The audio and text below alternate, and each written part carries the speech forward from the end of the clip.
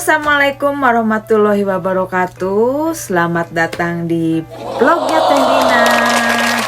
Ya, buat teman-teman yang mungkin belum mengenal Teh Lina, perkenalkan nama saya Matsubara Rina. Matsubara diambil dari nama suami yang orang Jepang, dan Rina itu asalnya dari Lina ya, L ya, karena di Jepang nggak ada yang huruf L, jadi dia berubah menjadi Rina ya.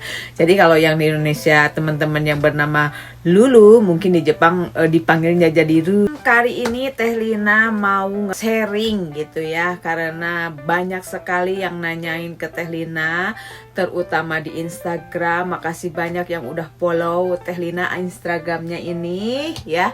Banyak sekali DM dari teman-teman semua, dan Teh Lina mohon maaf sekali tidak bisa membalas satu persatu karena keterbatasan waktu. Jadi Teh Lina bikin video ini supaya lebih jelas gitu, lebih jentre gitu ya, kalau bahasa Sundanya mah ya, lebih detail gitu ya. Jadi Teh Lina buat video ini untuk menjawab pertanyaan dari teman-teman semua yang penasaran gimana caranya supaya teman-teman bisa bekerja di Jepang. Nah, mungkin ini kesempatan yang bagus sekali buat teman-teman yang lagi mencari informasi gimana caranya supaya teman-teman bisa bekerja di Jepang. Silakan sharing, silakan subscribe juga ya video Teh Lina ini kalau merasa berguna. Dan disclaimer dulu ya, bahwa ini adalah sesuai dengan pengalaman dan sebatas pengetahuan Teh Lina, dan tentunya juga Teh Lina searching dulu sebelumnya, dan mungkin masih banyak juga kekurangan yang lainnya, dan maka dari itu Teh Lina anjurkan untuk teman-teman semua jadi tidak terpatok pada informasi yang Teh Lina berikan. Jadi kita tuh harus aktif mencari informasi-informasi lainnya. Nah, teman-teman, jadi gimana caranya supaya bisa kerja ke Jepang itu? Jadi yang secara umum atau yang orang banyak lakukan untuk pergi ke Jepang itu yang Teh Lina tahu, dan yang pertama adalah dengan program Jisusei ya, Jisusei. Yang kedua dengan program Tokutegi no. Sebenarnya itunya apa itu Jisusei, apa itu Tokutegi no ya. Jadi Jisusei itu adalah program pelatihan pemagangan teknis ya. Jadi istilahnya secara singkatnya magang gitu ya. Kalau bahasa Inggrisnya Technical Intern Training Program. Ada bahasa Inggrisnya geningan. Tadi Nana harus belajar dehnya. Balikan dehnya. Technical Intern Training Program. Gitu teman-teman. Aduh, Gusti Agung ya, iyalah biar tidak serius, tidak terlalu seriusnya gitunya. Yang kedua adalah Tokutegi no. Naon teh Tokutegi no teh? Yaitu kalau bahasa Inggrisnya mah Specified Skill Worker, cina gitunya, atau lebih dikenal kalau sama orang Indonesia SSW, wenu gampang nama gitu. Jadi ini merupakan untuk bekerja, dan dia mempunyai kemampuan yang lebih spesifik daripada yang tadi magang, yang Jisusei itu ya. Jadi teman-teman ingat ada dua program, yaitu program Jisusei dan program Tokutegi no ya. Kalau Jisusei dia lebih ke magang gitu. Kalau Tokutegi no itu dia lebih punya kemampuan yang lebih spesifik gitu ya. Itu perbedaannya. Oke? Nah, teman-teman, jadi Teh Lina di video ini akan hanya membahas tentang Jisusei dulu ya, biar tidak pusing, biar tidak liar gitunya. Jadi yang ini yang mungkin lebih ke basic dulu. Nah, tujuan dulu ya, tujuan dari adanya program Jisusei ini tujuannya adalah untuk mengirimkan anak-anak muda ke Jepang ya, untuk belajar teknologi Jepang, dan setelah belajar dan magang gitu di perusahaan-perusahaan Jepang, dan setelah itu mereka pulang ke tanah airnya atau ke negaranya, dan diharapkan bisa menerapkan apa yang mereka pelajari di Jepang gitu. Itu sebutnya magang. Tapi magang juga tetap digaji ya teman-teman, jangan berpikir magang teh apa maksudnya, apakah magang tidak digaji atau bagaimana, itu tetap kalau masalah gaji itu tetap disesuaikan dengan seperti orang bekerja aja gitu kalau di Jepangnya. Jadi tidak ada istilah semaunya digaji karena pemagang, tidak ada gitu ya. Jadi semuanya sesuai dengan aturan gitu teman-teman. Dan nah, syaratnya apa aja nih kalau mau jadi Jisusei di Jepang ini? Yang pertama tentu saja harus sehat jasmani dan rohani ya. Harus siapkan badan kita sehat, kuat, dan mental juga kita harus benar-benar sip gitu ya, karena kita tuh akan pertama jauh dari keluarga, kita itu akan berada di suatu lingkungan yang baru di mana dia beda budaya, beda kebiasaan, beda orangnya, beda bahasa, dan ini memerlukan sekali mental kita yang siap gitu ya teman-teman. Itu yang nomor satu. Yang kedua, biasanya umurnya itu umur masa-masa produktif ya, antara 20 dan 30 tahun ya. Yang ketiganya bahasa Jepang ya. Bahasa Jepang itu dia memang untuk program Jisusei ini tidak diharuskan mempunyai sertifikat kemampuan bahasa Jepang. Kan di bahasa Jepang itu ada level-levelnya gitu ya. Ada sertifikat yang namanya JLPT. Maksudnya untuk sertifikat mengukur kemampuan bahasa Jepang gitu ya.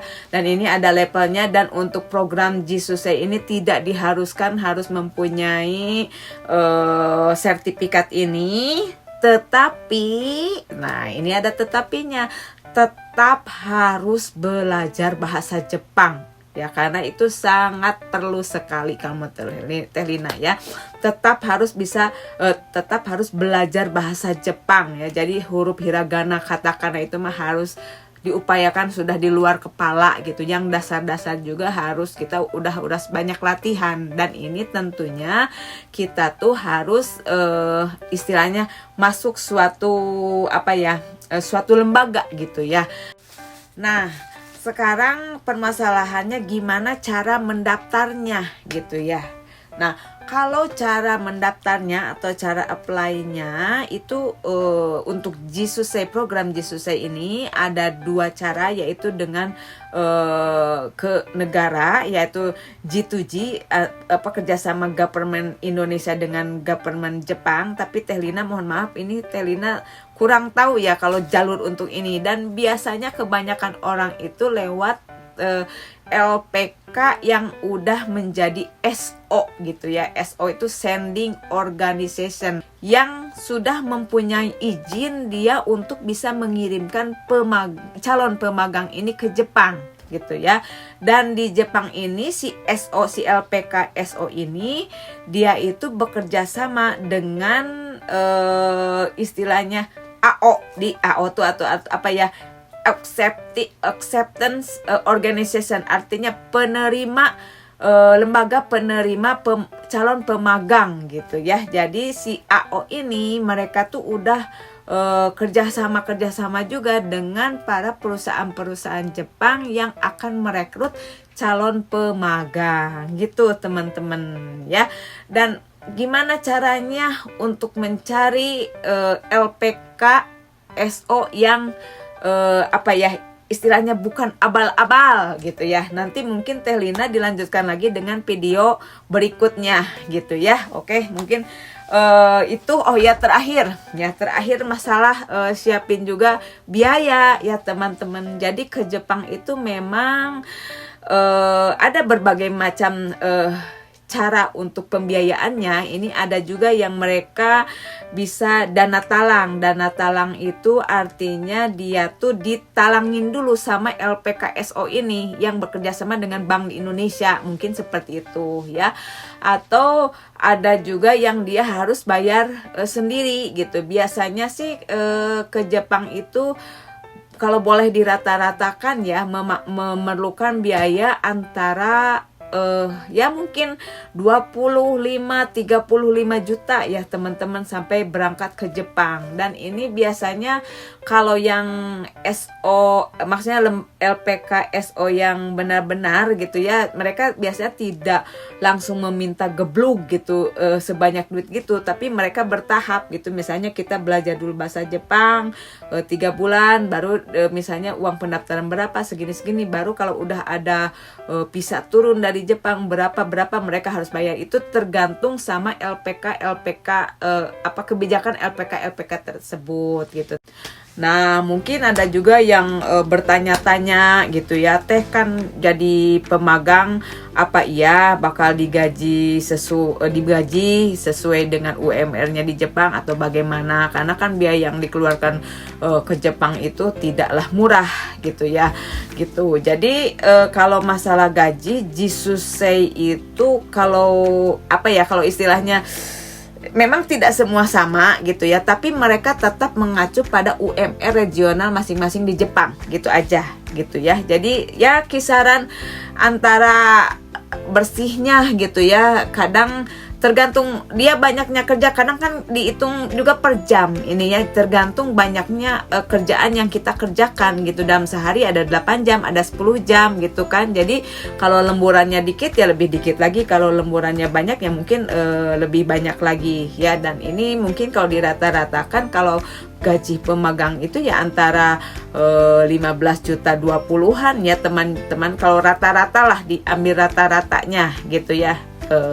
Mungkin seperti itu gitu. Jadi kalau masalah gaji jangan khawatir karena namanya pemagang tidak digaji, tidak ya teman-teman. Kalau di Jepang itu tetap sesuai dengan aturan, kita harus mengacu pada UMR di sini gitu. Mungkin video dari Teh Lina dicukupkan sekian dulu, mudah-mudahan bermanfaat dan sedikitnya memberikan pencerahan gitunya. Oh, ke Jepang teh harus begini geningan gitunya. Ya memberikan sedikit cahaya cahaya lilin ya gitu, memberikan sedikit cahaya gitunya. Kalau ke Jepang, mau ke Jepang itu jalurnya seperti itu ya teman-teman. Dan mohon maaf ya, informasi yang dari Teh Lina ini mungkin tidak semuanya tepat ya. Teh Lina ini dulu pernyataan dulu ya, mungkin tidak semuanya tepat, tapi secara umum seperti itu. Ada perbedaan dikit atau lebih, mohon dimaafkan. Dan Teh Lina sarankan kepada teman-teman untuk lebih cari informasi yang lebih lagi gitu ya, supaya gimana caranya teman-teman bisa bekerja di Jepang ya. Karena kalau menurut Teh Lina sih ya, dengan bekerja di Jepang itu banyak hal yang kalau Teh Lina pribadi, banyak hal yang menjadi pengalaman hidup yang perasaan Teh Lina mah hidup tuh lebih berwarna gitunya. Macam-macam pengalaman tuh kita dapatkan, selain di tanah air, kita juga bisa melihat dunia luar gitu ya. Kalau Teh Lina merasakan begitu gitu ya, banyak pengalaman yang sangat berharga di hidup ini. Dan Teh Lina berharap sekali moga teman-teman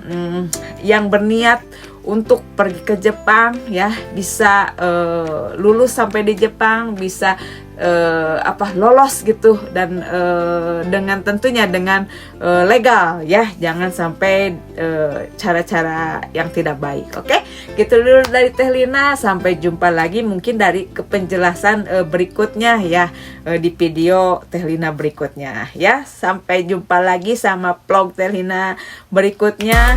Mohon maaf Teh Lina nusok balelol